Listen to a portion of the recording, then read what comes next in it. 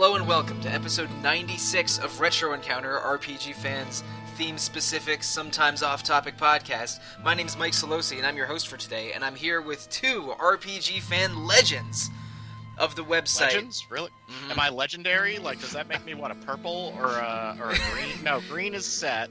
No, yeah. Legendary is sort of that sort of off-orange, goldish color. Orangey? Yeah, orangey. Yeah. I think the official term is orangey. Well, the first voice you heard there, other than me, was Rob Steinman. Hello, how we doing? Random encounter in the house. Wait, but who are you on the boards? God, no, I'm Pale Robbie on the boards. Oh, okay. I'm sorry, I'm barely awake right now. We just went out for breakfast, and I ate way too much French toast and had way too much coffee. Sounds like a great morning, but alright. It was glorious. I'm not complaining about that. And in addition to me and Rob, we have RPG Fan Editor-in-Chief, John Tucker. Well, technically managing editor. Oh, okay, my bad. Yes. I don't want to steal John's position. The other John. Hey everybody, John Tucker here. Occasionally Tucker on the boards. All right, well, I'm very, very glad to be speaking to Rob and Tucker about today's topic, because it is a topic that all three of us will, pop off on a moment's notice, because it's something that all three of us love dearly, and that is Diablo. Hello. Blizzard's loot-heavy action RPG series that is 21 years old now, which is a little shocking. Wow. Yeah. And something that Retro Encounter is very familiar with. We had 2 Diablo III episodes last year that were a lot of fun to record, but instead of focusing on just Diablo III, we want to talk about the whole series on this special episode, especially how it's grown and evolved, and the current state of Diablo 3, maybe look into the future a little bit for Diablo 4, because I think the ship has sailed on a second Diablo 3 expansion. Yeah, it kind of looks like it right now. I mean, we just got the Necromancer expansion, which is really, really good. I mean, I'm in absolute love with it. That was like, to not have a Necromancer in Diablo 3, I get it, but the Witch Doctor was kind of a weak substitute, a very different style class, not in a bad way. But to have the Necromancer back is hugely important to me, because I played a Necromancer all the time in Diablo 2. But it is kind of a question of, are they going to do another expansion, or are they, in fact, done with Diablo 3? It feels like if they were going to do another expansion, they would have saved the Necromancer for that, to be like, hey, buy this new expansion and you get this new class, too. Right, and let's stay in the present a little bit and talk about the Necromancer some more. John, you wrote I guess it wasn't totally a review, because I mean for DLC we don't write full reviews, but you gave the Necromancer a glowing recommendation in your review preview DLC synopsis thing. I'm not sure what feature maybe. I don't know what the right word for it is. Yeah, we do still we still put them in the reviews. We just don't give them a score, like a number score. Right, but you gave it a thumbs up, so to speak. I did. Yep. So So now I have not played the Necromancer DLC yet, because I've been busy playing games for Retro Encounter and Persona 5 the past couple months, and not Diablo 3, which is a game that I go back to, like, say 2 or 3 times a year. I'll play Diablo 3 for like 3 weeks solid and then take a break. And I haven't had my Diablo 3 binge in a couple months now. So I have not played the Necromancer yet. Can you give us an abridged version on what it's a little bit like to play, maybe try to compare it to other Diablo 3 classes, and just give us your thoughts in general. Open-ended question. All right, cool. Yeah, so I think what I like the most about it is that it does a really good job of taking the core of what the Necromancer class was in Diablo 2 and bringing it forward into sort of the Diablo 3 framework. You still have the ability to set up that character in a number of different ways. If you want to be a zookeeper where you got a bunch of skeletons and a golem and a bunch of revives and everything hanging around you, you can totally do that. You can be successful doing that. I just got a hardcore Necromancer up to level 70 playing that way. Yeah. Whew. Yeah. Hardcore playthroughs just stress me out, man. Yeah. Same here. Oh, and but for you can also- listeners maybe not familiar, hardcore is Oh, a yeah. is a mode in every Diablo game. I think was it in Diablo 1 as well? I don't think so. Oh, okay, so But in definitely in 2 and 3. yeah, a mode in Diablo 2 and 3, which is just like every other mode, except when you die once, you die permanently, and your character gets a little tombstone, a little entry on your profile of like R.I.P. Leandro the Demon Hunter or something. Yep. But but Yeah. I mean, but seeing how far you can level up a hardcore character is a sort of a classic challenge in a Diablo game. So sorry to interrupt, Tucker. No. Keep going ahead. And in Diablo 3, with the currently 70 is the level cap. But you can also do things totally differently. Where my first necromancer, who was not hardcore, good thing because she's died a bunch of times. Um, she runs just with a golem because I like having somebody around, and uh, that was it. Other than that, she used um, kind of spirit and bone type spells to kill everybody on screen. Corpse Explosion is back, and it's super great. It's really good. That's one. I think that's one of the signature Diablo 2 necro yeah. spells, and I'm glad that it's as fun as you say it is. The best. I think that's the best thing about the. It's a really good thing about the changes that they made to it. In Diablo 2, Corpse Explosion targeted a single corpse of an enemy. They exploded, doing a percentage of their health in damage to the enemies in a certain radius around them. In Diablo 3, up to 5 corpses explode with one casting, just if there are 5 corpses close enough to each other. And they do a fixed percentage of your weapon damage, like most Diablo 3 skills do. So you get more bang for your buck in terms of 5 versus 1, but also it's consistent, which is what made me hate that skill in 2, is that I really couldn't predict how much I was going to get out of it. Mm-hmm. Even though, as you say, it's a signature skill. It's so yeah, I definitely think they did a great job with bringing the Necromancer into Diablo 3.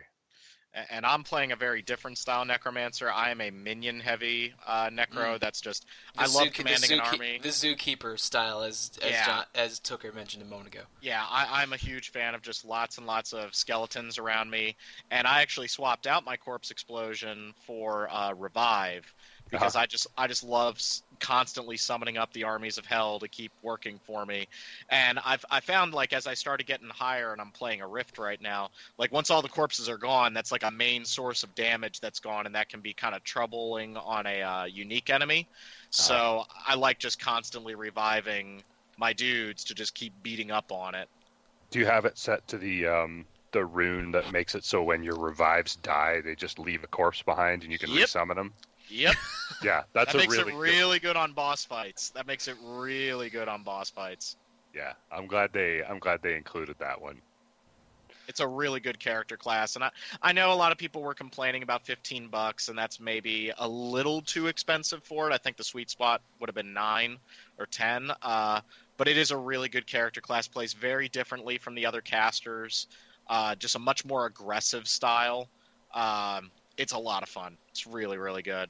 That's very encouraging. I don't know, I have some free time this afternoon. I might run out and get a $20 Blizzard card and blow it on the Necromancer later today. I don't know. Think you gotta do it. It's going to happen eventually. I don't have a lot of time for Diablo 3 right now, but that's all so encouraging. It's now I know that we've played Diablo 3 so many times between the three of us, we probably don't listen to the dialogue and lore much, but how is the Necromancer going through the story mode? I guess they talk about death and balance a lot. Yeah. Okay. Yeah, that's it. A lot of death and balance talk. Doesn't have quite the personality. I think the best personality they've ever made is the Crusader, because he's kind of funny, Both Crusader characters are very, very funny and kind of, I don't want to say cynical, but just kind of matter of fact, like, oh, well, there are demons. We should go fight these.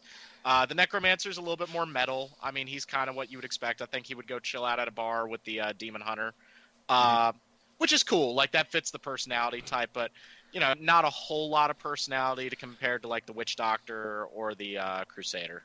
Well, I mean, obviously the best personality in Diablo 3 is the Templar, who has an adorable crush on the Enchantress and is very, very into the idea of glory. Yes. But, alright, well, this is all really encouraging. I'm glad that the Necromancer is super fun. I will play it eventually, but we're going to rewind the clock back 21 years now. Oh, boy. Oh, man. Because Diablo 1 started something really special at Blizzard. It was probably one of the first multiplayer RPGs I ever encountered. Online multiplayer ones. I think I did some local co-op Secret of Mana before playing Diablo 1, but it started something really special. Going back to it is real annoying nowadays. If only for simple things like inventory management and maps and walk speed. Oh god, the walk speed is terrible. Yeah, my buddy's actually playing the whole thing again right now. He managed to get his old copy working, and like just watching the walk speed in that game is painful. Like, yeah, it's really bad. And it does one interesting thing that you have your three characters, your bow using agile rogue, your heavy armored warrior, and your magic using sorcerer. But all three of them can use a lot of the same spells, except the sorcerer can use more and use them better. And to get around that slow walk speed, you really, really got to find that teleport spell. And so even the warrior, who is barely literate with his starting stats, he can the teleport spell, if anything, is more important for him than the other two, since he focuses on melee damage.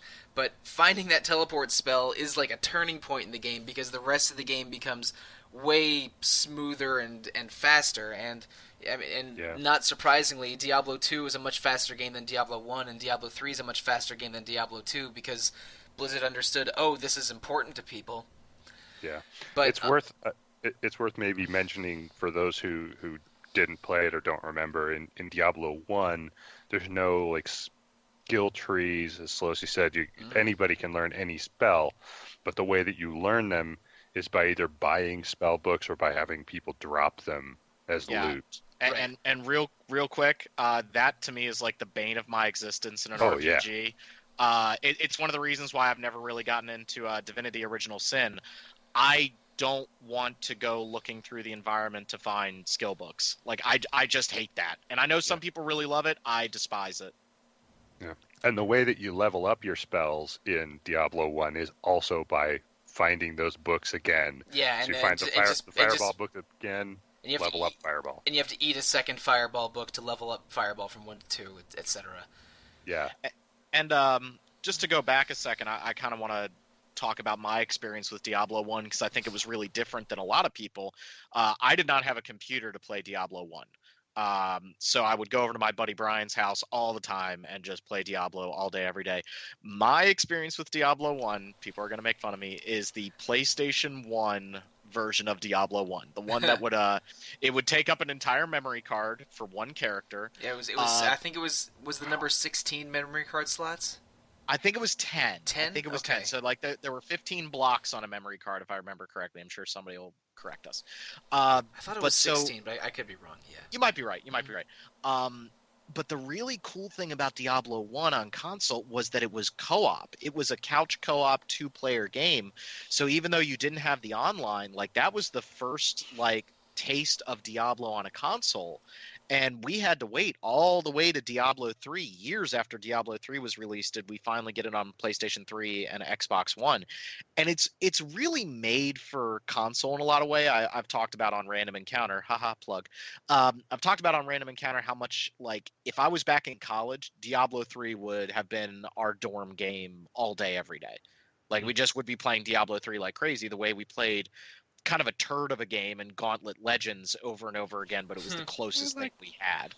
I like Gauntlet Legends. Yeah, but it's not Diablo. The N64 the N64 Gauntlet Legends with Sumner, that one. Yep. Oh man. And the other thing about Diablo 1 that really struck me was that there was a lot more of a horror element to that game. Like, it was really scary, Mhm. you know, the first time you run into the butcher, fresh meat. Like, that was fresh meat. that much better than I could do, Sollosi. I've been I'm not working gonna on do that it. impression for at least 15 years. And now with them doing a remastered version of StarCraft 2, and I think we're all kind of crossing our fingers that they do Diablo 2. Seems like they'll definitely do that. Diablo 1's maybe more of a long shot, but part of me would like them to do a remaster of Diablo 1 where they kind of double down on the horror elements a little bit. Like, Diablo 3 is very actiony, and I love it. I absolutely adore Diablo 3, but there's something about Diablo 1's like really crunchy, scary atmosphere. Like, even the music in Diablo 1, which I think you should dub some of that in right here. Diablo 1 is spooky. Like, that's a spooky game. And I'd really like to see them do a remaster where they go back and double down on the spookiness aspect of Diablo 1, if that makes sense. No, I would be into that. And the music in Diablo has I don't want to say remains the same, but it has been very consistent through the 3 games and how it's on how sort of dark and foreboding it feels. But you're right that Diablo 1 is the scariest of the 3, and I think that might be because of just how dangerous the game is and how easy it is to die and how the pace is slower. Oh, yeah. Because I mean, Especially at the whole- beginning. yeah, and that whole not being able to run thing. If you're, That's a you're problem. just like, it's like walk as fast as yeah, you can. it's like it's annoying when you're trying to chase down the last goat man on a floor, but it's terrifying when you're being chased by 23 goat men.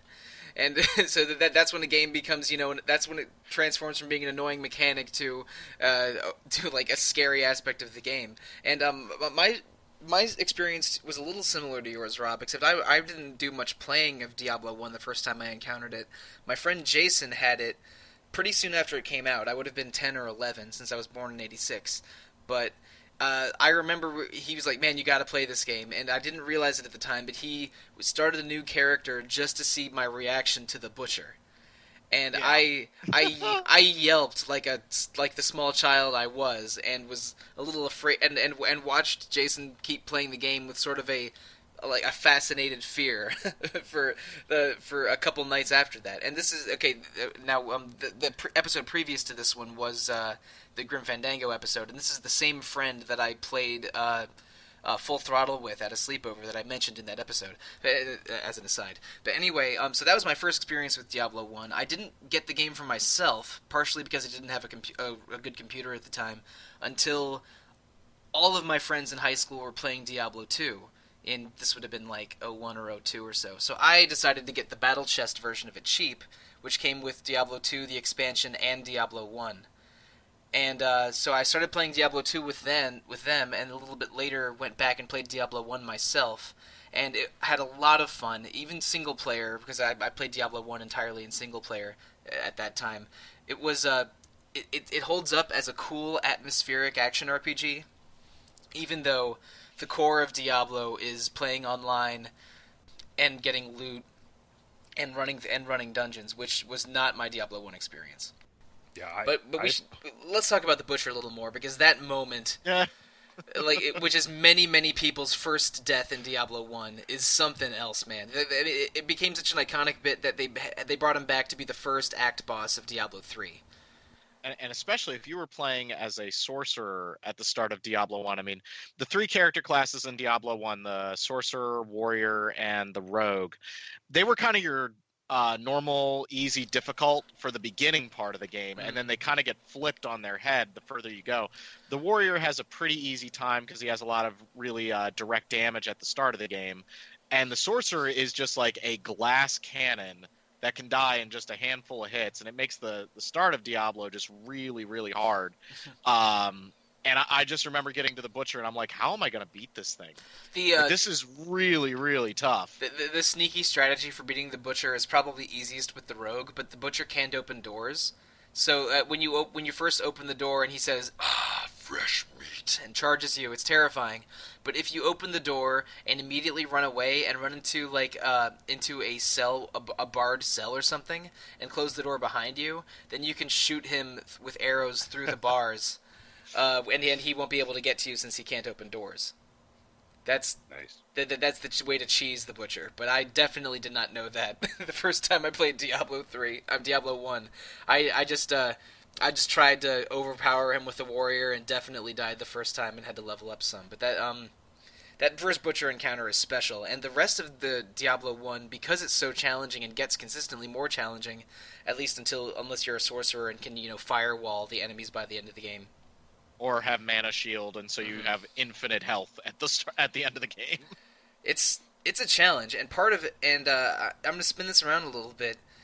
Part of why I'm so attached to the town of Tristram in that game, because just for the listeners' benefit, Diablo 1 is just a single town, Tristram, and a 16-floor dungeon that starts in the cathedral in town, and you're just trying to get to the bottom of the 16-floor dungeon to defeat the demon Diablo at the end, and you keep going back between town and dungeon town, and I'm so attached to Tristram because it has personality. There's a lot of characters, especially the most famous of which being Deckard Cain, the scholar. I was gonna say Farnham, but that's just me. or Wirt or Griswold or any of those jokers. I love all of them. But I am so attached to Tristram because not only does it have personality and an iconic musical theme, but it's your only safe space. and when you teleport back to Tristram, you're like, oh god, I'm out of that dungeon again. Oh, thank goodness. And it's and there's just such a relief of hanging around in Tristram and going back to Tristram that I think I got more attached to the game because of it. To the town because of it. Sorry. Definitely. Tristram. I mean, that Tristram theme is just like burned into my memory. I love just having like the Diablo music in the background when I'm grading papers or something. And the way they actually announced Diablo 3 was to have somebody come out and play on an acoustic guitar that opening the Tristram chord theme. Mm-hmm. Yeah, and everybody knew what was coming. Like knew what they were about ready to announce. It had been teased like Diablo 1 is just so good, and it kind of sucks that there's no easy way to play it right now. Blizzard doesn't sell it on their store, so there's no online. I'm sure people have like their own servers set up to play Diablo 1 the same way you can play like Phantasy Star Online. But that's really a bummer because I think Diablo 1 did so many things right and really was a huge step forward for Western-style RPGs in a lot of ways because it doubled down on that action-y aspect of it. And so I think people would like to go back and play something like that and sort of see where was the start of the loot hack game. Oh, and that reminds me, did either of you play the Nightmare in Tristram, or whatever it was called, a special Diablo 3 event earlier this year? I did. Tucker, did you? No, I missed out on it, unfortunately. I wanted to. It was really good. Like, I love the kind of retro style pixelated animation that they used and how they cut down on like the number of animations so it looked a little old. Mm-hmm. But it kind of let me down a little bit because they didn't fully recreate Diablo 1. Like, they didn't have the same map designs or all the same quests. So it was kind of like, yeah, the music is the same and the pixelated graphics are really cool. But I would have liked them to go a little bit further with it. But I can imagine how much that would cost in art assets and stuff. But that would kind of get around my problem, wouldn't it, of not playing Diablo 1 if they just recreated Diablo 1 in Diablo 3. Like, that would just get around my problem because then you'd have a much more modern game. Mm-hmm. But, it didn't really do it for me, and it also kind of sucks that they only kept it open for a month. Yeah, that was puzzling. I thought it was a really great idea, and it was fun exploring the retro landscape a little bit. I played it only a little. I think only in one sitting, probably around 2 hours. But I'm not sure why they decided. They said that they would bring it back and make it maybe an annual event, but I don't know why they would limit it like that unless they planned on making it substantially more next year. Yeah, you wonder if maybe they're just sort of testing the waters. Testing the waters. I think we've talked about this in other podcasts, both on Random and Retro, but I think that's what this Necromancer DLC was. It's testing the waters for, continuing Diablo 3 revenue streams. Because right now the only way to get that Blizzard makes money off of Diablo 3 is people buying new copies of the game or the expansion. And because the auction house went over like a fart in church, and there's no subscription service or no persistent DLC like Hearthstone and Heroes of the Storm have, and obviously World of Warcraft has a subscription. So I think Blizzard knows that people like Diablo 3 and people are still playing Diablo 3, but it's not getting as many resources as those other games because it doesn't have a consistent revenue stream. And I think this Diablo 3 Necromancer was them testing the waters for new DLC, and if it's successful, we'll get more things like it. Maybe a Diablo 1 remake that with more resources going into it than this Nightmare and Tristram event, or maybe another Diablo 3 expansion, or just a big push for Diablo 4. There's a lot of interesting questions on how Diablo can make money for Blizzard in the future. Yeah. And Go ahead, Tuck. it is a game that's been out for 5 years now. Yeah. Which is shocking. So yeah, they do have to think, if we're going to continue to support this, what are we getting out of it other than goodwill, which is a nice thing to have, but it doesn't pay the bills. Mm-hmm. Right. And I'm hoping that people buy this Necromancer DLC because it is popular, and people I mean, of course jerks on forums will always nitpick, but I think it's went over well in general from my estimation. I want more stuff like this. Continue supporting Diablo 3, Blizzard. It's super fun. Please. Yeah. Well, I think now we got to move on to Diablo 2, huh? Yep. We've talked about Diablo 1, but then Diablo 1 was like amazing, and Diablo 2 was insane. Like that game was nuts. For a lot of years, if anytime someone asked me like what my favorite game was, Diablo 2 was my answer. I have put so many hours in Diablo 2. Likewise. And I only beat normal with 4 of the 7 classes, I think. Maybe 5. But there is so much going on in Diablo 2. I think I think it shaped how modern action RPGs like it work, and also probably how modern MMOs like it work, because Totally. I mean the way the way every class is diverse and feels powerful and has specific roles. I don't think we would have a World of Warcraft the same way it is without Diablo 2. Is that weird to say? No, I think you're 100% right. Yeah. Yeah, and what's crazy to me is, so I look back at what was in Diablo 2, and then there was the expansion. Lord of Destruction. And I'm like, oh yeah, that came in the expansion. Oh yeah, that came from the expansion. Synergies, 2 of the classes. Yeah. Even just resurrecting your minions and being able to equip them with stuff. Oh yeah, jeez. Came from the expansion. And of course, the massive upgrade in the screen size from, was it 640 by 480 to 600 by 800? Oh man, I definitely. Yeah. I think I mentioned before, I didn't start playing Diablo 2 until the early 2000s. So I already had the expansion stuff in. So I did not experience this change. That's wild. Yeah, it's it made all the difference in the world. And with that change of of resolution, they didn't change the size of like your character. So it wasn't that your characters got like higher res.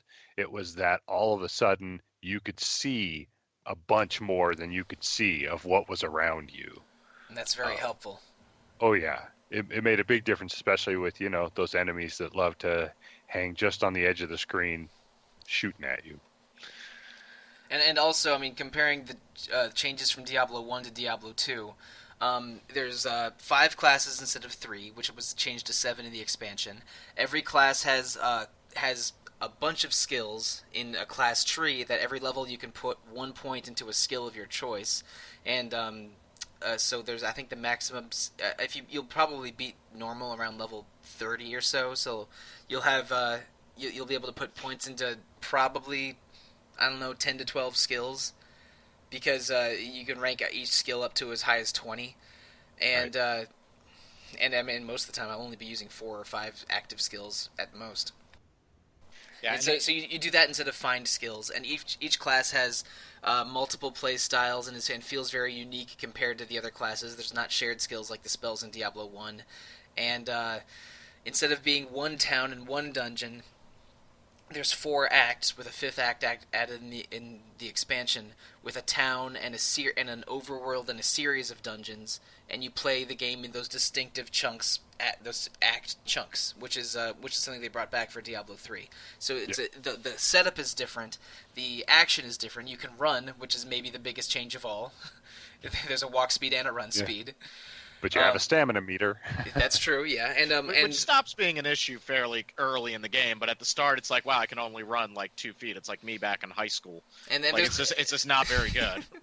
Though there is one character with a teleport and one character with sort of a roll evade, or 2 characters with sort of an evade that lets them move around faster. And it's the 3 women that are faster than the 4 men, which is an interesting choice, I guess. And eventually everyone can teleport in the expansion if you get one of the rarest items in the game, which is something, I guess. It was just that old school, like, back in the day, we got a bunch of old men on this podcast, so, deal with it, youngsters. But, like, when they used to do a sequel to a video game, and it was just bigger in every conceivable way, that's what Diablo 2 was. It took Diablo 1 and gave you, like Sollosi saying, the 4 different acts. The game was huge. There was so much variation in the character classes, in the things that you would fight. One of the moments for me that still stands out is when you get to like the brothel level of Act 2. That's right, and everybody's just been murdered in this brothel, and it was really dark. Then you get to Duriel, and every necromancer wants to throw their keyboard across the room because that game was really, really hard for a necro in that act. It wasn't much of a cup of tea for sorceresses either. Yeah, because you really need to be tanky to face Duriel. He's maybe the hardest boss in the game when you hit Nightmare, because they make him even worse. And it was also a really good sign, because that was sort of the beginning of Blizzard really supporting their games. So Diablo 2, when it came out, and again I'm going to speak as a necromancer expert in air quotes. Like, the summon skeleton skill was just broken when Diablo 2 first came out, because all it did was raise up a, like, level 1 skeleton, and then as you upgraded it more and more with skill points, you got to summon more skeletons, but they were just as weak. So I remember getting to Andariel at the end of Act 1, and with one move, she just wiped out all my skeletons, which was my entire source of damage. Well, I mean, but you upgrade your skeleton skill for more skeletons, but then you upgrade skeleton mastery to make the skeletons stronger. But it was still super weak. Right, yeah. It was still super weak, and so then they didn't have anything like synergies, with which they eventually went in and put with the expansion pack the following year. Like, vanilla Diablo 2, and I think this is going to kind of form our argument about Diablo 3 when we get there. People forget that Diablo 2 was good when it came out, but it didn't become great until the expansion. Like, there were significant problems with Diablo 2. It was still a super fun game. I love it to pieces. But vanilla Diablo 2 was problematic, much the same way, we're going to talk about it, vanilla Diablo 3 had severe issues too. And I think Blizzard's willingness to go in and be like, well, we're going to keep supporting this game, speaks so highly about their company, and that's why they have these titles that people have been playing for decades now. Yeah, it's that's just like I was saying about the expansion changed and improved so much that unless you had like a significant amount of time with it before the expansion, it's tough to even remember that stuff got added in the expansion. You just think that's the way the game was, because they made like that. The expansion made such a huge improvement to the overall experience. Yep. It was almost like a whole different game. I will admit, I know you guys were saying earlier, I jumped back into to Diablo 3 while we were talking here. I'm doing a rift, and I just encountered an entire pack of treasure goblins. Oh, jeez. Oh, God. Wait. Are you in Greed's Lair, or was it just a pack of goblins? No, just a whole pack of them in like just a regular old rift. I hope your inventory's clear. Pretty clear. I'm playing this a seasonal character, and it's my first seasonal character ever. So even my stash is pretty empty. I don't have any level 70 seasonal folks yet, so I don't have sweet half sets sitting back in there waiting for me to finish them off. Okay. But So they changed that. I think we mentioned this. We were talking about this before we recorded a little bit. But they changed how the seasonal journey or seasons journey mechanic in Diablo 3 Seasons, because the way seasons work for uninitiated listeners is a couple times a year they'll open a season, which I think lasts about 2 months, maybe 2.5 months, where basically everyone starts fresh. And there's leaderboards where they track the players doing the best within the season, and there's seasonal all of the new items and stuff. They roll out new items and new mechanics and new sort of mini dungeons each season most of the time, and also in the season's journey mechanic, they basically give you player rewards for completing different objectives within a season, and some of them are like new achievements, new mounts, new little frames for your level or something, which you can save forever, and some of which are they give you item sets and special items that boost your season progress along. So once you complete, I think like the Act 4 season's journey or maybe Act 5 season's journey, but once you do that, you'll have a full item set, and it can be a while getting your first item set, because once you have an item set, you start being able to beat things way faster, and sort of it compiles on itself, but. Yeah, that kicks off like the whole next level of yes. gameplay. Because the item sets in Diablo 3 are very, very powerful. And I haven't really gone down that rabbit hole. I'm kind of a very, filthy casual Diablo 3 player, because I just find the Diablo 3 combat to be so damn good. I know we were talking about Diablo 2, but we got distracted talking about Diablo 3. We're going to be jumping all over the place this podcast. As long as we might as well. As long as we keep talking about Diablo and not Mel Brooks musicals, I think we're good. No. Well, we might do a little bit of that too. But like Diablo 3's combat to me is kind of the reason why I can't go and play all the other Diablo 2 likes, Torchlight or Path of Exile or anything like that, because I just find that combat to be so boring now. Because Diablo 3 is like so interactive and so fast-paced, and you're constantly doing things, and it also just feels good to kill monsters in Diablo 3. Like you just murder everything, and it feels really good. If you go back and play Diablo 1 or Diablo 2, they're great. I love them, but they are really slow by comparison. Yeah.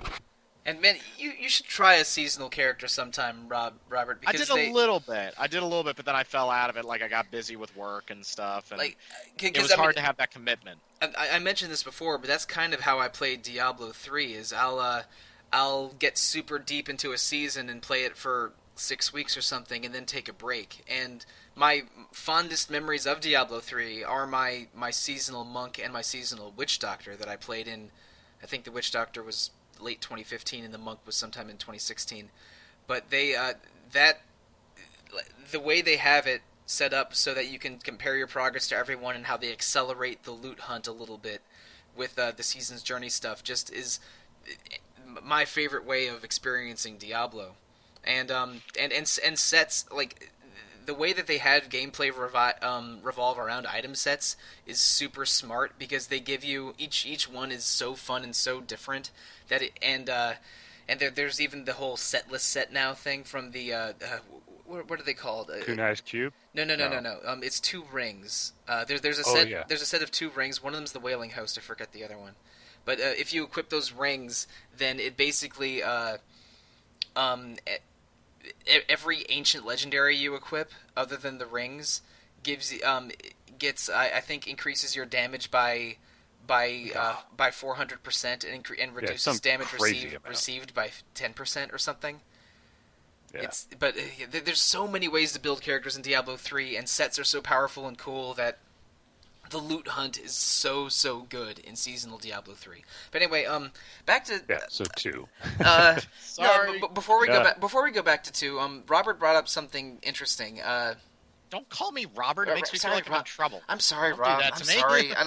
It says Robert Steinman on the window on the chat window. It's my fault. We have it's like my fault. 7 Robs now I on the know. site. I have to do that. Right, and there's 2 Mike S's, which is why everyone calls me Sollosi, which is fine. But I mean, geez, we should diversify our names a little bit. Maybe hire a Trevor, but whatever.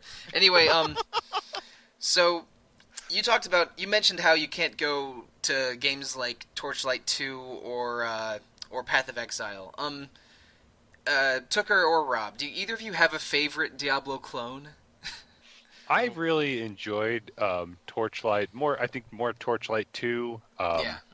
But I really enjoyed that because I liked the way that they took the pet mechanic and used it to get rid of some of the tedium, where the pet could go back to town for you and sell useless items. Yeah, that is awesome. Mm-hmm. Yeah. I liked that a lot. That's one of the things that I've liked about sort of the progression in Diablo as well, is the way that they've gotten rid of tedium. So I think that's why I liked Torchlight the best. Yeah, you don't have to identify rare items one by one anymore. You can just do it with 2 or 3 clicks.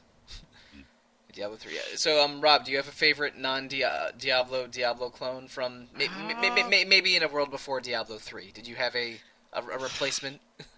I tried a whole bunch. Like, I remember trying Dungeon Siege 3. I played that for review on the site, and I didn't really get into that. I tried Torchlight 1, and I fell into it really hard for like a night, and then I got bored by it.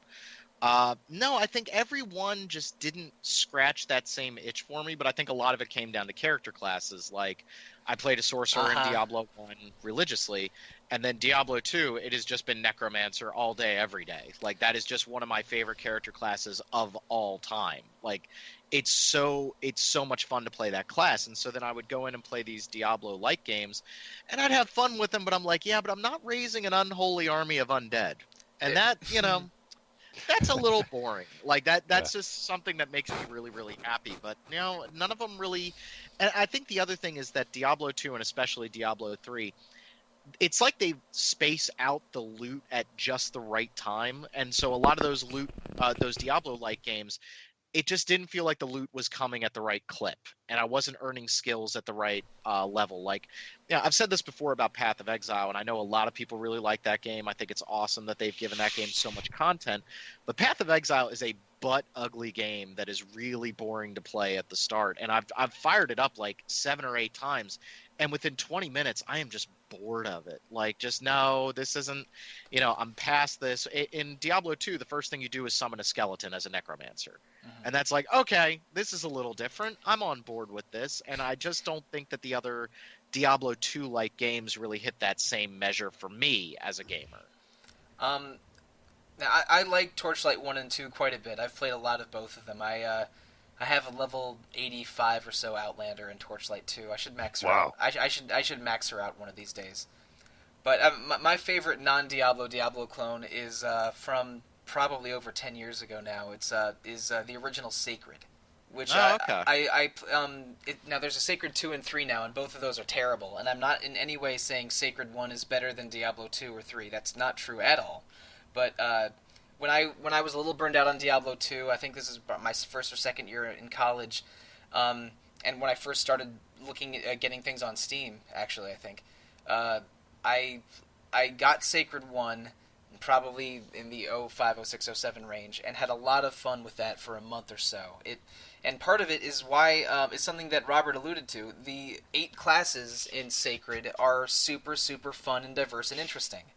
Like, I played a Vampirus who was who would be like a knight, a sword and shield knight during the day, but because Sacred has its day-night cycle, and then at night I would turn into this like feral, crazy goth lady who had super fast attacks and lifesteal on every hit, and temporarily would and could confuse or possess enemies if I dealt enough damage to them. Sometimes the classes and the sort of high fantasy look of Sacred 1 and the giant persistent world, which even has a Diablo reference in every creation of Tristram in there somewhere, it's a pretty good PC action RPG that's a lot like Diablo, that has a lot of weirdness around it. Like, Leveling up your spells increases their cooldown and power. So the best way to upgrade your spells is to only learn them, only to get them to level 1, and then get bonuses from equipment to take care of the rest of the upgrades and damage. It's a weird vibe, but that's my favorite Diablo clone answer for the most part. So back to Diablo 2 finally, which. There's one question that I have for you guys. I think it's safe to say that the Necromancer is either our favorite or second favorite class for Diablo 2. Yeah. Because it's the most, it has the most rich skill set, I think. Because I mean, you can do poison, bone, summoning ones with revives or skeleton mages. There's like 10 curses, and everyone will always learn at least one curse. The Necromancer's great and feels like more of a complete character than the other ones. So do any of us have a second favorite Diablo 2 class? I think for me, after that, it's a tough choice between both of the classes from the expansion. I really like both the Assassin and the Druid, but I think I'd give the edge to the Druid. Yeah, the Druid has so many different things going on, like the ability to transform into like a werebear or a werewolf. I really, really like that. He's got some cool spells.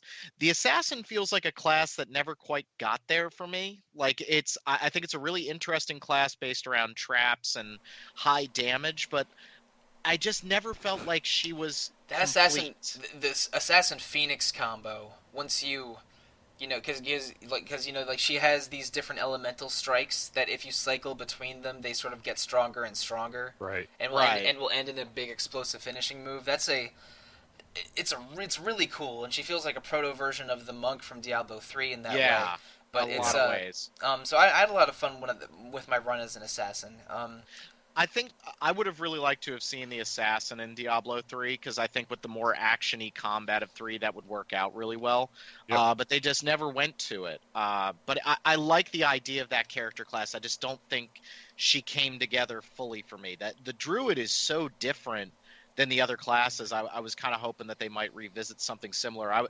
I was hoping that we would get some kind of character class that was based around transformations, like turning into a speedy, werewolf, and then turning into something that's maybe hitting a little bit harder. Just total altered beast style in Diablo. I think that would be really cool and really different, a shapeshifter. Yeah, because with the way the 3 works, that would be viable, whereas with 2, you really had to choose between bear and wolf. Right. Or, I mean, the Druid's 3 skill sets are elemental spells, shapeshifting spells, and summoning spells, and it's really hard to focus on more than 1 or 2 sort of areas. Yeah, you kind of had to spec, and I think that you're hinting at one of the biggest. Yeah.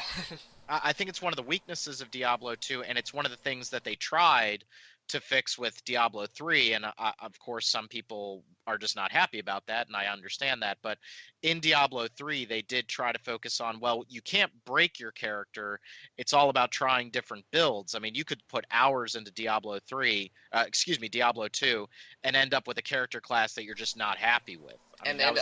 Or even one, like, I think you can probably beat normal in Diablo 2 with just about any kind of character, but if you want to go in for the long haul and play through Nightmare or try starting Hell, there's some builds that just can't do that unless you're unbelievably lucky with item drops. And right. with Diablo 3, they did the very smart thing of, first of all, accelerating the loot hunt and making item drops incredibly frequent and incredibly powerful, and giving your character access to every skill, and your build is more like, what skills do you pick, what runes do you attach to each skill, and what items do you use. Like, instead of having the build diversity around these permanent skill choices, they centered them around non-permanent item and sort of skill customization, which is a super smart move that Diablo 2 purists were very mad about at first, and they're still mad about it. Well, if you're mad about it, go and play Torchlight 2, which is like a better Diablo 2, and instead of playing Diablo 3, which is better than all of them in my opinion. But so yeah, and Path of Exile has huge fans because they just made the sphere grid from Final Fantasy X. So there's like infinite build options, and that's fine, and I'm sure people really, really like that, but I wanted something different out of Diablo 3. I mean, Diablo 1, 2, and 3 are 3 very, very different games. Oh, yeah. And it's sort of like whenever we get a new Final Fantasy and it's something completely different, the industry kind of has to take a look at it and go, well, how do we do that? I mean, you had people making Diablo 2 clones 10 years after Diablo 2. And they're still making them, for God's sake. So like Diablo 3 was, okay, we're going to try something different. Yep, because there's still folks out there who that's the game that they're looking to play. So there's people still making that game, and it's there's nothing wrong with that. I don't think any of us are trying to imply that there is. It's a really interesting facet of the games industry that they can do that and say, all right, we're going to take what we did in Diablo 1, Diablo 2 and learn from it in this way. Somebody else takes it and learns from it in a different way. Right. And there's somebody out there having fun with all of those ways. I was going to say, but yeah, the talking about that transition, maybe, if we want to move officially to Diablo 3. I want to mention what my favorite Diablo 2 non-necromancer character is, briefly. Oh, yeah. And I think it's for me it's the barbarian, just because I like war shouts, and I like that I like that version of, I sort of like that kind of character, the a warrior sort of that you can build to be tanky or fast or a couple different things. And I remember it was my first Diablo 2 character, and I had this build that was extremely boring, where I just had 3 war shouts and I attacked with a skill called Concentrate that gave me extra armor while I was attacking and I couldn't be interrupted. And I basically just hacked through the game while keeping war shouts out, and it was very boring compared to a Diablo 3 barbarian even. But I just have a lot of affection for especially all of like the audio that he says when he's grunting and shouting and and attacking with an axe and shield, which is how I played most of the game. So I think that Diablo 2's classes all look great and have fun fantasy surrounding them, but the Necromancer is the best one, and whatever one is not the Necromancer that you prefer the most is at least looks cool, even if it's just a boring barbarian that hacks and shouts his way through the game, which remarkably is maybe the best way to challenge Duriel. Yeah. Because Duriel is we mentioned him before. He's this big dumb slug with a spike on his butt that he just charges you and slows you with an ice aura and attacks you until you die. And if you're a squishy character with spells or evasion, then you might be hosed. But if you're a big armored paladin or barbarian, then it's the one boss that you've been waiting for the whole game. I will say one other thing, just something that Rob said earlier reminded me. My Necromancer in 2, I had started out like I bought Diablo 2 like the day it came out, and so I'd built up this character, and then at some point they made a patch and they completely changed how like the skeletons worked and things like that, and all of a sudden, and you couldn't respec at that point. Later on that became a thing, but that just meant my character was irretrievably broken, who I had put who knows how many hours into. Could you respec in Diablo 2? Eventually, yeah. Really? I didn't realize that. Yeah, eventually you could respec once per difficulty level, or there was like a thing that you could jump through some hoops to obtain that would let you do it more. But yeah, originally, and for a really long time, so if you had gotten somebody up to level 60, you'd spent hundreds of hours doing that. All of a sudden patch comes along and your character is useless. Yeah. And that was really frustrating. So that's a nice thing about the new method. You're maybe not as married to the skills and things as you were the last time around. Yeah. And the last thing I want to bring up with Diablo 2, I remember reading in the instruction manual for Diablo 1, like all of the lore of Diablo, which I think the world of Sanctuary is really, really cool. And we're going to talk about how the story in Diablo 3 is pretty terrible, I think. But like the lore that Blizzard creates is so interesting, and it was amazing to see the stories in Diablo 1, like about Tal Rasha being entombed with Baal, all of this stuff. They then used that for Diablo 2. And that was amazing to me as a kid, and it's still really good in terms of video game storytelling. Like, they laid out where they were going with this story right away in Diablo 1, and I think that was really, really cool in Diablo 2. But it's been a shame since, because I think Diablo has this amazing lore, but these really, really bad storylines to go with that lore. I mean, Diablo 1 and Diablo 2 are kill Diablo, even though there's really cool stuff going on in the periphery. But like, yeah, and you have Marius in Diablo 2, and he's a really interesting character that you never actually see in game. But like, Diablo 3's storyline was so like, I know a lot of people said it was Saturday morning cartoon villainry, and it really was.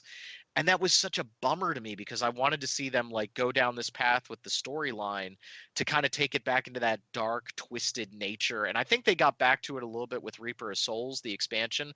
But Diablo 3's story, I mean, if I play one more Blizzard game where a hero falls to darkness and I have to kill them, like, it's ridiculous at this point. Like, Yeah. it's absolutely ridiculous. It's even the mimicked, same story. It's even mimicked in Torchlight too. How they basically recreate the fallen hero thing in with the alchemist in Torchlight 1 sort of becoming the Dark Wanderer of Torchlight 2. It's so rote now that if they do a Diablo 4 or a new Diablo 3 expansion with the same thing, I mean, they have to be in on the joke by this time. It's getting a little ridiculous. And, to complain about video game story, I know a lot of people don't play video games for story, but Diablo has this really, really cool world, and it's so dark and, like, mysterious. And for it to just, get down to an evil kid is actually a demon lord. Like, oh, come on.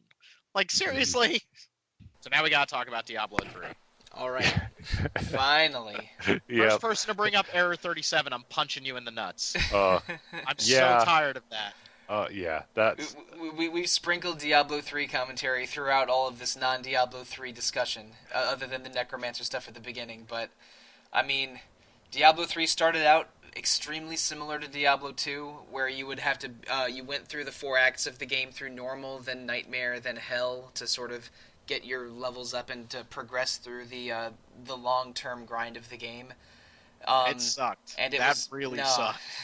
It didn't really work, especially since it was extremely limited what builds and characters could be successful in the final mode of the game, which I think was it Hellfire or? No, it was still. No, it was something after. There's something after. No, there's something after Hell. It was Inferno. That was it. Inferno mode. Yes, Inferno. Yeah. You're right. And that was just not fun. That was just not fun.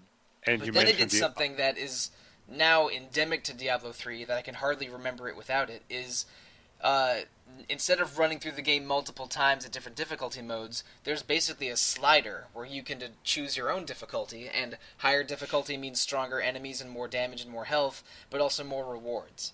And Torment is the highest difficulty, but now there's levels of Torment 1 through 13, maybe higher than 13. I'm not positive, because I know they've increased number of Torment levels over the years and months. But, as far as I know, 13's as high as it goes right now. Okay. And there was a noble quality to it. I remember when they talked about how they were making Inferno mode so that you could play Diablo forever. And that was a really noble idea, because when you played Diablo 1 and Diablo 2, it was normal, nightmare, hell, and then you really had nothing else to do unless you wanted to do Uber Bail runs in Lord of Destruction. So Inferno mode was this really good idea, but the loot system, it would take forever for you to just get a minor increase to one of your core stats while on Inferno. And it was just death over and over again until you got those minor increases. You would run into mobs that you just couldn't beat. You were just going to die over and over again. And that was super frustrating. I remember, I think my desk that I'm playing at right now, my desk has like a permanent indentation in it where I just started punching the crap out of it, because I just got so frustrated dying to the same mob again and again and again. So they went in, and with the console release of Diablo 3, they first introduced Loot 2.0. And Loot 2.0 was designed that okay, we are going to give you loot at an accelerated rate. It's going to be designed to make your character class stronger. And that was when they introduced the higher difficulty is higher loot drops thing as well. Right. Mm-hmm. And it was it revolutionized the game, because up until that point, they really wanted you to like, oh, you're going to get something for your demon hunter. So even though you're not playing a demon hunter right now, you're going to put it into your stash and then you'll use it with your demon hunter later. That was a very noble idea. They wanted you to play all the character classes, but that also meant that like, hey, I'm trying to level up my witch doctor here and I'm getting demon hunter loot and I don't even have a demon hunter. And Right. so Loot 2.0 really revolutionized the game, and that was the first step to making Diablo 3 super fun. Yeah, it was really especially painful when you went through all that trouble and maybe you would finally get like a piece of a set or something that you had been looking for, but it increased the wrong primary stat. So it was so much worse than the gear you were currently using. You would be a fool to equip it. Right. And that change, yeah, it was huge. Speaking of the console release, that is actually my preferred way to play it because Yeah. I've never been really good at clicking exactly where I want to click. And so in the PC version, which I also played and enjoyed, I would just constantly find myself clicking on another enemy instead of running away when I was trying to run away or things like that. And yeah, so I know other people like Scott, I know on the site really prefers the PC version. What version do you guys like? I play on PC because I guess this makes me an elitist jerk, but that's sort of how I think those games are meant to be played. It's how I interpret them. This kind of game, I'm used to playing them on a mouse and keyboard. This is sort of how I want to play them. And so I've always played Diablo 3 on a PC, but I have played the console version at friends' places because it's good multiplayer and it works really really well. And I know that RPGFan podcast regular Peter Triesenberg plays a fair amount of Diablo 3 on console, and it's really good. He recently got a Necro to 70, I think. Yeah, Rob, it sounds like you're a PC guy as well. Mostly PC, especially because I play a lot of Diablo 3 single player. I kind of find it my relaxing game, but That's I've got a couple. exclusively that's exclusively what I play. I should have mentioned that at some point in here. I never ever in any incarnation play multiplayer. I do a little bit of multiplayer. I'll play with a couple of my friends, but if I am going to play with my wife, then we will play on console. We actually haven't played in a really long time. Our Switch is getting way too much Puyo Puyo action these days. But that console version was really, really good to play with my wife, and we would just like sit down. She'd have a glass of wine, I'd have a glass of scotch, and we would just play Diablo 3. And that was a really good couch co-op experience, whereas we both have computers right next to each other in our office, but I wouldn't enjoy playing that as much with her like off to the side. There's something about that interactive quality, so it really depends on which version. I think if they released a version, I've said this before on Random Encounter, if they released a version of Diablo 3 for Switch, I'd buy it in a heartbeat, because I kind of want Diablo 3 on I want Diablo 3 on everything. Like, Yeah. it's so goddamn good. I want it on everything. Got to be playing it on the Switch with one hand and on Vita with the other hand, playing it, ad hoc from a PS4. Yeah, just as much Diablo 3 as possible. Yeah, While I should dictating it to say Siri, playing it on a Mac. that is the one multiplayer that I do also is playing it with my wife. We used to play Diablo 2 on PC. We'd set it up on two computers and we played 3 on console together because she really enjoys it. Even though like she just said yesterday, I like games, but I don't think of myself as a gamer. Well, Diablo's not a game; it's a way of life. I'll tell her that. It's true. Well, it doesn't matter how you enjoy Diablo, whether it's 80 hours over 2 weeks, like how I play it sometimes, or just very casually, never even touching ladder or seasonal modes. It's super fun. It is one of the most entertaining action RPGs on the market, period, and I'm real interested in how it continues because we mentioned this earlier. How it's unclear how Blizzard wants to continue making money with Diablo 3. Because and the Necromancer feels like an experiment in paid DLC for it. a mostly successful one. So, what do you all think about the possibility of a Diablo 3 expansion or moving on to a Diablo 4? Like, we care much more about the gameplay than the lore of Diablo, even though the lore of Diablo is cool. And Diablo 3 ends on a really interesting note where Tyrael and Imperius are worried that the hero, or the Nephilim, which is which is basically a superpowered human, has become so powerful that they may end angels and demons permanently. What do you want to see out of a Diablo 3 future expansion or a Diablo 4 specifically, whether it's gameplay-wise or lore-wise?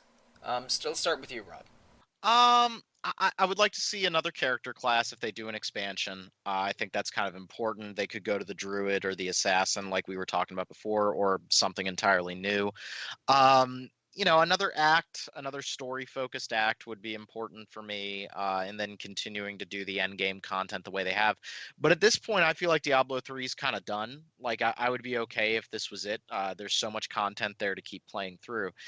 For a Diablo 4, I want to give credit. I think it was a Polygon article or something I was reading where they said you shouldn't even call it Diablo 4 at this time, because I swear to God, if Diablo comes back, I'm like, oh, for God's sake! Like, what it should be called is Sanctuary, or the world of Diablo 3, or something like that. And Diablo 3 Sanctuary would be a cool name for expansion. Yeah.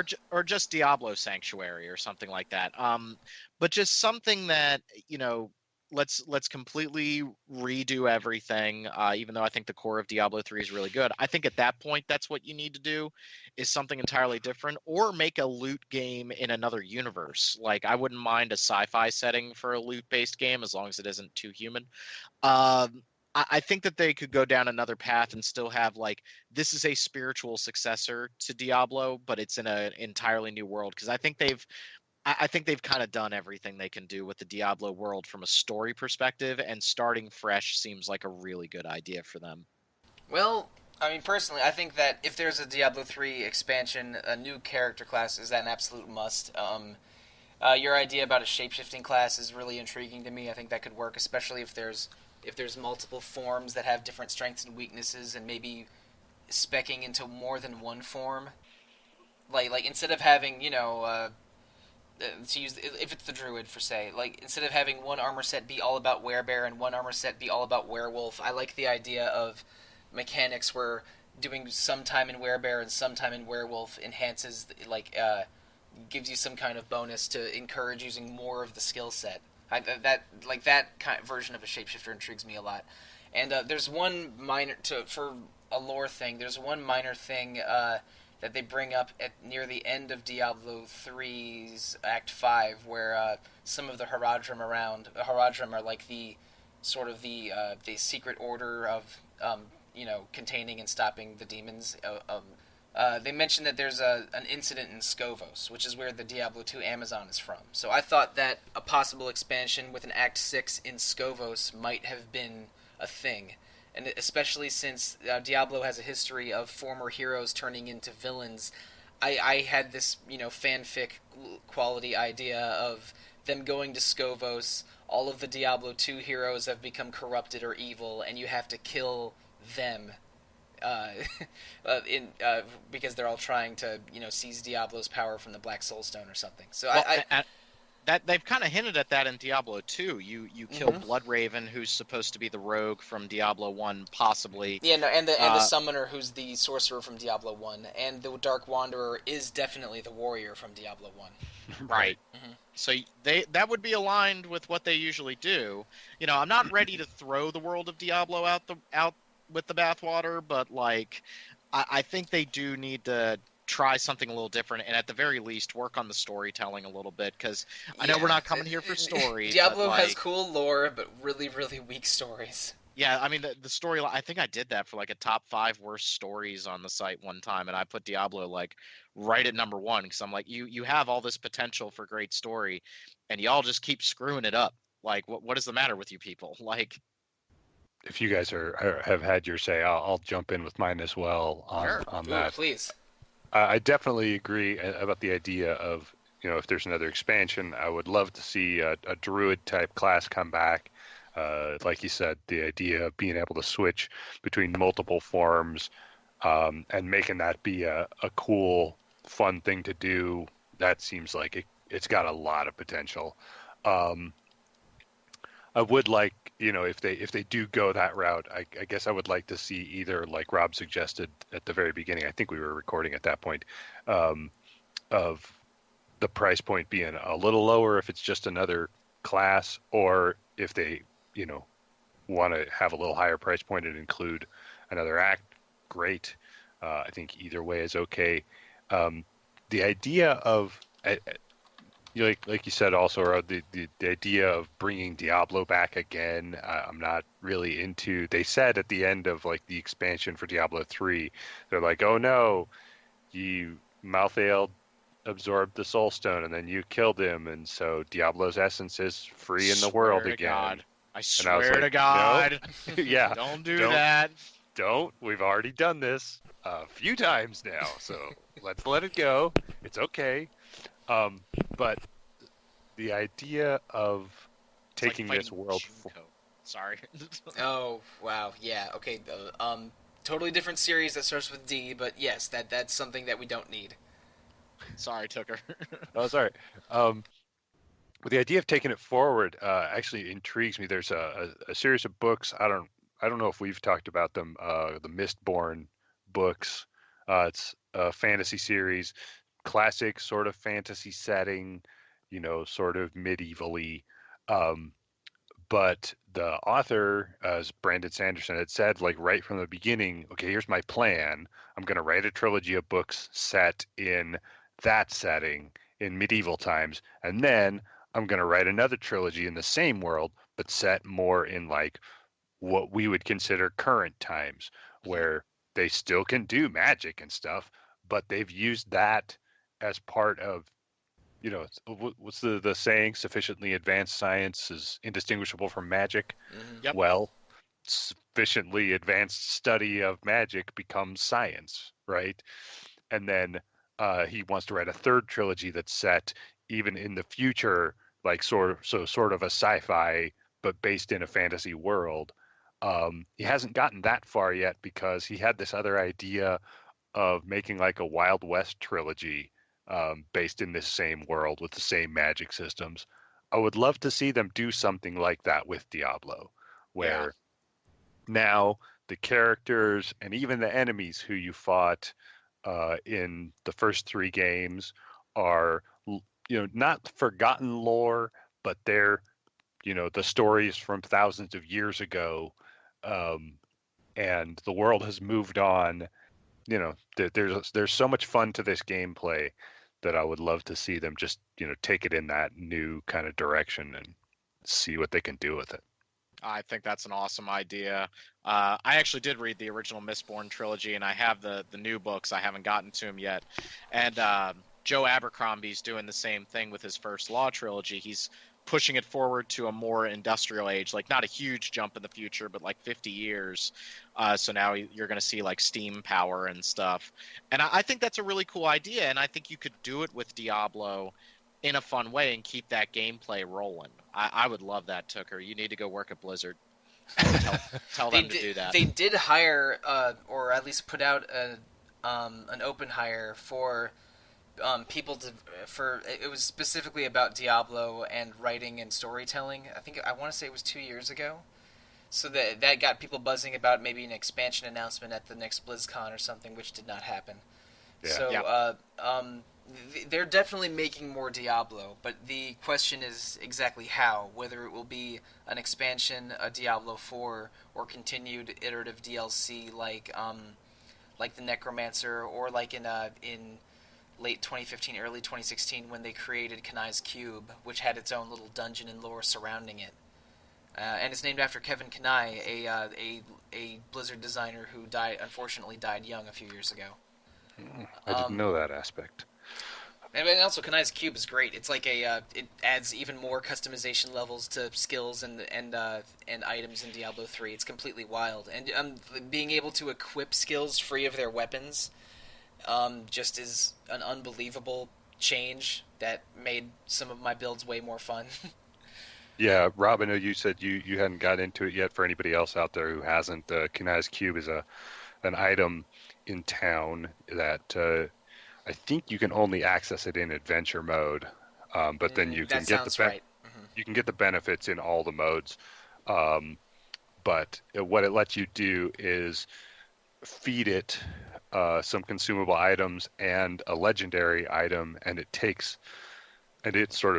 eats the property of that legendary item, and then you can equip one weapon property, one armor property, and one jewelry property, ring Yes. or amulet So at all times, even though you don't have that item anymore. yeah, so that lets me do things like if I'm a witch doctor, the most powerful witch doctor armor items are usually masks. They're, like the witch doctor masks gives you all kinds of powerful bonuses. So as a witch doctor, that lets me equip a full witch doctor armor set and get that set bonus. But then using Kanai's Cube, I can equip the bonus from a mask that otherwise wouldn't fit on my build, and do that way. Or if I equip the oh shoot, there's a ring that lets you get a full set bonus with 5 items instead of 6. Right. A Ring of Royal Grandeur, that's it. So if I equip a Ring of Royal Grandeur and a big Witch Doctor set and a legendary mask, and then that lets me get the full set, the legendary mask bonus, and I can equip the bonus of a second legendary mask. And like allowing you to do things like that is why Diablo 3's loot hunt and tinkering is among the best looting and tinkering in RPG history. Yeah, Because still I mean, super fun. all three of us, we have to love. I mean, we love tinkering, right? Am I right in assuming that? True. Yeah, I haven't gone down that rabbit hole because I'm scared of what it will do to me. It's an amazing rabbit hole, dude. It's super fun. The other thing scared, that the other thing they just added, I think they just added it, were our challenge rifts. That's a new feature with the latest patch. You don't have to, as far as I understand, you don't have to buy the Necromancer DLC to get it, but it came out at that same time. And what it does is it lets you take somebody else's build and run it through a rift and see if you can beat their time. What? And they do different. It's I think like everybody is playing the same build at the same time, and it's just for a few days, and then they switch off to a new one. Let's see if they're still on the same one that they were on, because I beat one recently. It's just if you go into the game settings from the main menu where previously you had campaign and adventure mode. Now there's challenge rifts. Yeah, the current one is somebody who uses a wizard build with a lot of lightning. It's super fun, and you go through it and you get rewards. You get loot from playing somebody else's build. And it goes to your loot chest after the challenge rift is done or something. Yeah, they added a little pillar in town. Okay. Where you pick up your reward. Well, it's official, everyone. Diablo 3 is an arcade game, and now we are by setting identical conditions and trying to get the high score or best time. It's an arcade game now. We are living in a world where arcades are dying and everyone's playing Diablo 3 instead, and that's not so bad. I'm okay with this.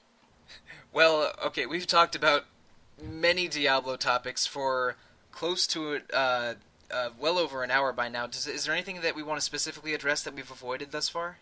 I can't think of anything. I could just talk about Diablo all day.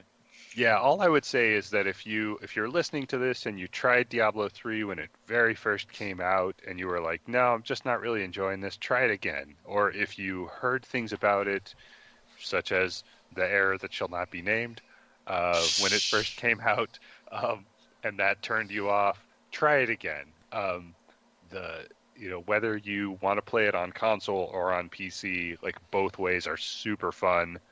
It's a whole different game than it was when it originally came out, and that is really to Blizzard's credit. They, kudos to them. Totally, they did an awesome job with it, and I know for some people it's still okay to hate on it, and I can understand where they're coming from. Like, this is why we can't have nice things. And whenever they announce something new for Diablo 3, you have people bitching and moaning about it, and just like, oh no, they ruined Diablo 3, blah, blah, blah, blah, blah. Like, it is a super fun game. It is super, super fun.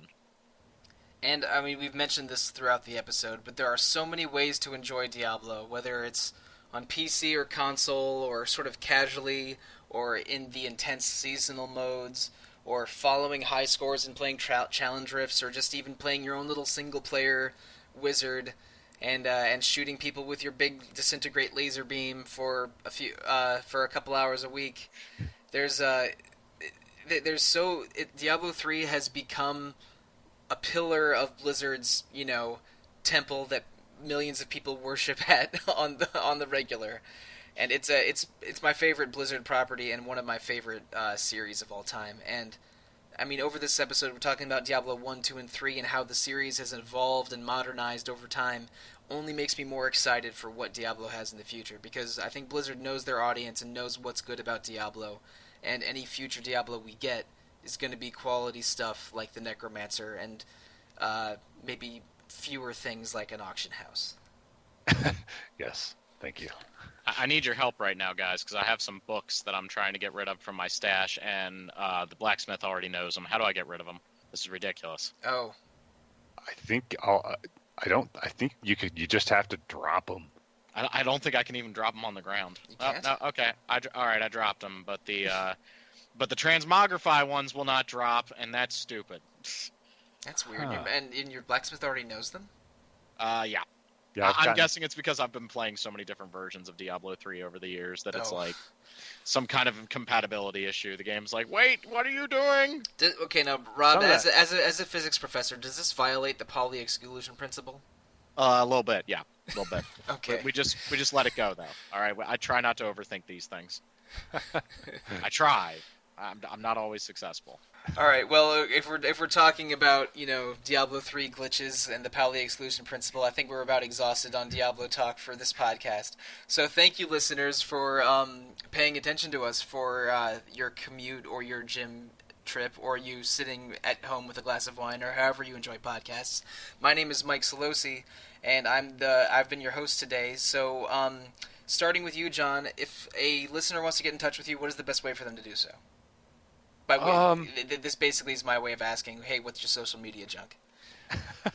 I try to stay pretty quiet on all that stuff, but my email address is, because I'm managing editor, my email address is a few places on our About Us page. So if folks do have comments, I'm happy to chat, but email's about the best way. All right, and Rob, what kind of social media or forum stuff how can fans reach you? Best way to reach me is at robert@rpgfan.com, or just send me a direct message on the message boards. I am, once again, Pale Robbie. All right, and I am Monsoon on the boards, at The Real Monsoon on Twitter. I don't think either of you gentlemen have Twitter, which is maybe admirable. I would say. Try. It's just one more thing to keep track of. Right. I'm on that damn thing too much, honestly. And also, if you want to email me, the best way to do so is either by my RPGFan email, sollosi@rpgfan.com, or just email retro@rpgfan.com, because I'm the one that reads that email address most of the time. And if you want to experience other cool RPG Fan content, you can go to the website rpgfan.com and check out its message boards. Go to our Facebook page, just search for rpgfan.com, or check out our presence on Twitter, which is at rpgfancom. Those social media aspects of the website are mostly run by Stefan Nilsson, who you may have heard on these podcasts before, and both of them do excellent, excellent work. Please bug them. So I think we're about good today. So listeners, good night and good luck.